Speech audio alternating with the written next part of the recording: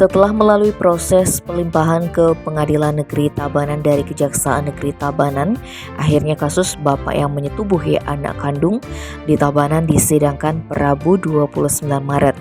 Agenda sidang kasus ini sudah masuk dalam tahap pemeriksaan saksi-saksi.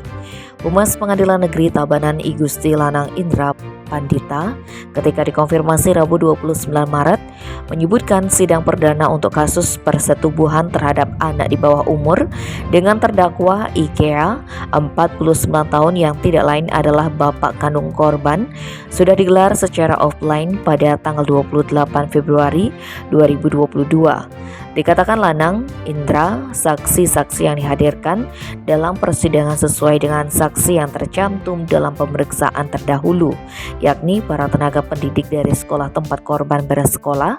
Proses pemeriksaan saksi ini masih berlangsung dan pemeriksaan saksi selanjutnya akan dilakukan pada sidang lanjutan awal bulan April mendatang.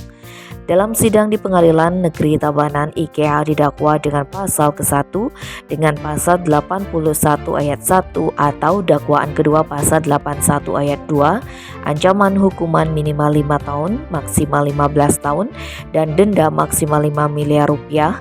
Untuk dakwaan ketiga pasal 81 ayat 3, pidananya ditambah sepertiga dari pasal 81 ayat 1. Seperti yang diberitakan pada bulan November 2022, Kabupaten Tabanan dihebohkan dengan kasus seorang bapak IKEA 48 tahun tega menyetubuhi anak perempuannya sejak tahun 2019, tepatnya ketika si anak masih duduk di kelas 4 SD.